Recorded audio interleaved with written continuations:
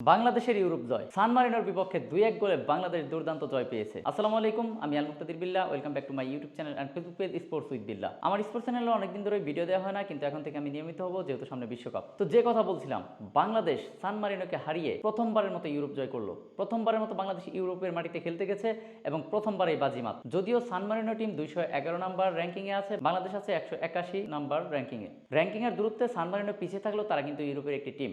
সেই মাঠে যে বাংলাদেশের এরকম দুর্দান্ত জয় সত্যি অবিশ্বাস্য। ম্যাচ নিয়ে আমি আলাদা কোনো কথা বলবো না। এই ভিডিওটি হয়তোবা আমি এডিটিংও করবো না, কারণ হচ্ছে পর্যাপ্ত হয়তোবা সময় পাওয়া যাবে না, এভাবেই ছেড়ে দিতে পারি। তো যে কথা না বললেই নয়, তপু বর্মন দুর্দান্ত, অসাধারণ দুটি গোল হেড থেকে দুটি গোল বাংলাদেশ পেয়েছে। প্রথম গোলটি ম্যাচের 18 মিনিটে হেড দিয়ে তিনি গোল করেন এবং 85 মিনিটে যে বাংলাদেশের যে জয়সূচক গোলটি, সেটিও কিন্তু তার হেড থেকেই আসে।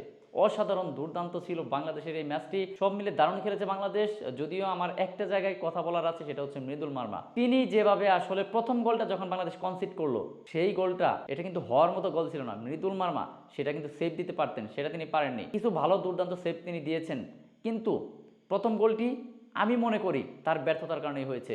দ্বিতীয় আরেকটি গোল বাংলাদেশ প্রায় খেয়েই বসেছিল, অর্থাৎ দ্বিতীয় গোল করার পরে বাংলাদেশ যখন জয়টা নিশ্চিতের দিকে, তখন কিন্তু মৃদুল মার্মা যে ভুলটি করেছিলেন তার দিকে আসা সোজাসুজি একটা শট, সেই গোলটি কিন্তু প্রায় হয়ে যাচ্ছিল, তার দিকে সরাসরি শটটি মেরেছিলেন সান মারিনোর প্লেয়ার এবং সেই বলটি তিনি আসলে গ্র্যাব করতে ব্যর্থ হন এবং বলটি তার পায়ে ফাঁক গোলে প্রায় লাইন কিন্তু ক্রস করেই ফেলেছিল। আমি জানি না 1 ইঞ্চি সম্ভবত বাকি ছিল কিনা, কিন্তু দেখে মনে হয়েছিল তিনি মনে হয় ভিতর থেকে বলটি আনলেন। শেষ মুহূর্তে তিনি যেভাবে বলটি এনেছেন সেটা কিছুটা প্রশংসার দাবি, কিন্তু পুরো ভুলটি তার।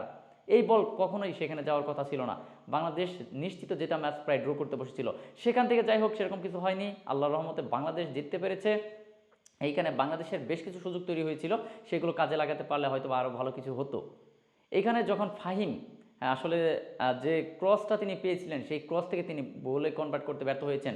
তিনি যদি সেটা ফার্স্ট বারে রাখতেন, সেটা না রেখে তিনি ফার পোস্টে রাখলেন, অর্থাৎ সেকেন্ড বারে রাখলেন। সেকেন্ড বারে লেগে বলটি ফিরে আসলো, বাংলাদেশ গোল বঞ্চিত হলো। এরপরে বিশ্বনাথ ঘোষ দুর্দান্ত, আসলে বিশ্বনাথ ঘোষ, জায়ন আহমেদ, তারপর কাজিম শাহ, তারা নামার পরে বাংলাদেশ দলটা বেশ গুছিয়ে উঠেছিল এবং হচ্ছে শামিদ সোম, তারা মিলে বেশ অ্যাটাকিং মোডে কিন্তু চলে গিয়েছিল বাংলাদেশ দল। সেকেন্ড হাফে বাংলাদেশ খুব ভালো করতে পারছিল না, প্রথম 10-15 মিনিট আসলে সেরকম করতে পারেনি, কিন্তু আস্তে আস্তে বাংলাদেশ দল যখন আসলে চেঞ্জগুলো করে তখনই কিন্তু ঘুরে দাঁড়ায় এবং দুর্দান্তভাবে আসলে শামিদ সোম একটু জন্য অফসাইড হয়ে গেলেন, তিনিও যদিও বলটি আসলে গোলে কনভার্ট করতে পারেননি, অর্থাৎ জালে ঢোকাতে পারেননি। যে সুযোগটা তৈরি হয়েছিল, সেই পাসটি যদি আগে দেওয়া যেত, তাহলে সেটাও গোল যদি করতে পারতো বাংলাদেশ, তাহলে তো নিশ্চিতভাবেই একটি বড় জয় আমরা পেতে পারতাম। সেটাও কিন্তু গোলে কনভার্ট হয়নি। বাংলাদেশ বিগ চান্স কিছু কিছু মিস করেছে, যেগুলো মিস করা উচিত হয়নি। তো সব মিলিয়ে দুর্দান্ত ছিল। বাংলাদেশের দর্শক, কি বলবো তাদের কথা, আসলে বাংলাদেশ আপনি পৃথিবীর যে কোনো দেশে যান, সেইখানেই সম্ভবত বাংলাদেশের দর্শক খুঁজে পাবেন। সব মিলিয়ে দুর্দান্ত ছিল। বাংলাদেশ আসলে বল পজিশনে এগিয়ে ছিল, শট অন টার্গেটে 3টা শট রেখেছে, দুটিতে তারা গোল পেয়েছে। অপরদিকে হচ্ছে কর্নারেও 5টা পেয়েছে সান মারিনো, 3টা পেয়েছে বাংলাদেশ।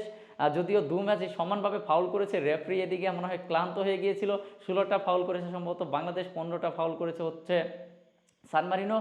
সব মিলে যাই হোক দুর্দান্ত একটি ম্যাচ ছিল, বাংলাদেশ জিতেছে। এবং থমাস ডলি, তার হচ্ছে আসলে প্রথম ম্যাচে এটি ছিল প্রথম পরীক্ষা। তিনি বাংলাদেশে ন্যাশনাল টিমের হেড কোচ হিসেবে যোগ দেওয়ার পরে এটা তার প্রথম পরীক্ষা। তিনি আসলে বিশ্বকাপ খেলেছেন, এরকম মানের একটা কোচ, তাকে নিয়ে আমাদের অনেক আশা ভরসা। দেখা যাক তিনি কী করেন। তিনি প্রথম পরীক্ষায় সফল, বাংলাদেশ দুর্দান্তভাবে ম্যাচটি জিতে গেছে। সব মিলিয়ে আমরা খুশি।